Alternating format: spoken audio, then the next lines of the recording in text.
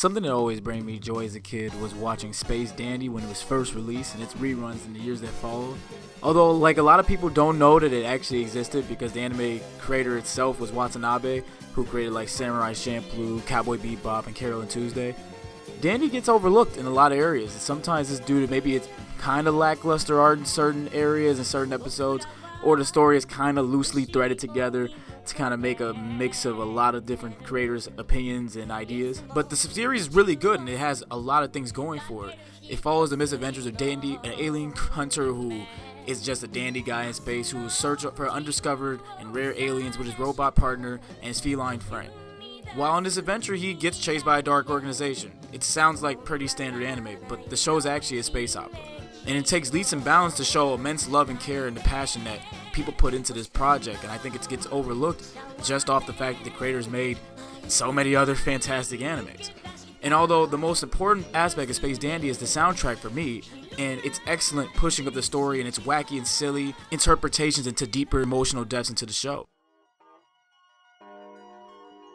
Space Dandy as a genre is more of a space opera, which emphasizes fictional space warfare with use of melodramatic, risk-taking space adventures and some romance.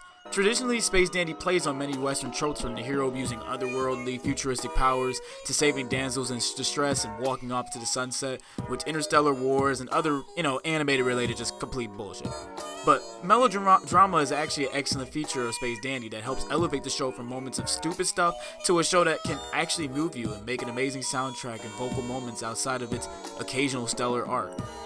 But Space Dandy is more of a special show not simply because of its outstanding soundtrack, but in the way that the music is never overplayed. It's layered in many ways that absolutely makes every episode feel entirely different and truly push you into a place where you think you're almost watching a different show every time. On the surface, Space Dandy doesn't match to an actual conception of an anthology. The major difference is Dandy is emboldened by garnish overconfidence and a shortage of cash, and quite frankly doesn't really come off as a hero at all. These fixtures are vehicles for the sci-fi misadventures that hugely differ from one episode to the next, and all of the whims of a production crew that was gifted with staggering amounts of creative freedom and new ideas every time. Each idea and concept is so different that Space Dandy becomes an anthology on its own without actually trying to be one on purpose. Like Black Mirror or Goosebumps, Space Dandy launched on a cultural cassette of well-known storyteller Shinichiro Watanabe, a master of episodic format through shows like Cowboy Bebop and Samurai Champloo.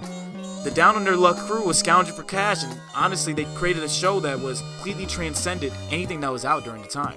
But the anime success comes from the relative absence of any real directorial voice or any unifying voice at all. The chief director even splits his duties with his chief, who would go on to create the first season of One Punch Man, with most of the Space Dandy cast coming into that show as well. This is where the show shines the most. Dandy's thrills are all unknown. We don't know what he's going to do. We don't know what he's going to do next. We don't even know what it looks like. Given the conflicting styles of the show's collaborators, the 9th episode's plans are living things too, baby. Oh yeah, by the way, they all ended, baby. Drops Dandy, who's drawn to a little girl in a Sans jacket, onto a planet inhabited by giant life forms spread across a very large landscape. Completely different than the melancholy 21st episode, A World with No Sadness, baby, which depicts a ruined city painted over a depressing sun and creatures wandering aimlessly trying to find meaning in life. When Dandy is spotted by these flying monsters, the mournful strumming gives upbeat chase music with an entirely different feel for the show.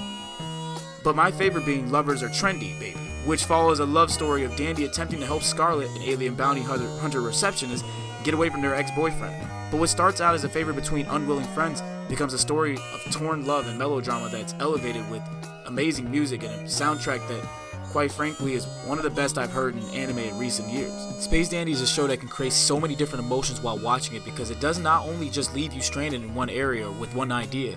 I think this is such a refreshing take on the anthology point of view, as many times anthologies follow a theme which to me can become redundant, like Black Mirror or anything of that nature.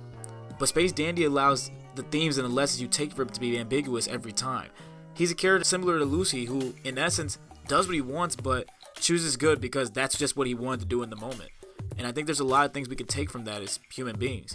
Sometimes it's not always about what's good or what's bad, but it's also about what did you want to do in that moment. and face the consequences according to what you want it to do. I think the only reason many people haven't seen Space Dandy was due to the era that it came out during. Space Dandy came out during the time of Attack on Titan, the rise of Sword Art Online becoming even more popular, a lot of isekais, and close to the release of One Punch Man, so Dandy kind of just faded into the dark. Space Dandy to me is not only an all-around fantastic show with its music selection, but it's also elevated by the message and themes it brings to the story, and in these moments the soundtrack sounds the best, and truly pushes the story beyond what it actually is. Space Dandy's approach to blending one step above its peers and its non-cohesion and the lack of restraint that comes like it. Unlike Cowboy Bebop and Samurai Champloo, Space Dandy doesn't have any thematic thread that needs to be followed or any overarching story that needs to be told. It's simply just a bunch of people in the anime industry having fun and showing off their creative talents through a basic set of characters and settings. Because of its individualistic production arrangement, its constantly severe stylistic distinctions from every episode, and complete lack of central focus, I'd argue that Space Dandy is close to an anthology series without actually trying to be one. The theme of Space Dandy is the universe is a wild and scary place, and where anything and anything is possible. It's about approaching these possibilities without any doubt. Nobody exists on purpose. Nobody belongs anywhere. We're all gonna die, so come watch TV, baby. Please make sure you like and subscribe for more anime, film, and psychoanalytical analysis on current media in the world. And follow my other channel, X James Live, to have discussions on world topics, films, dating, and unpopular opinions that I might just have, and pretty much anything I generally just want to talk about. There's more links in the bio and on screen, so nothing lasts forever, so you might as well follow me now on my social media. Stay dandy, baby.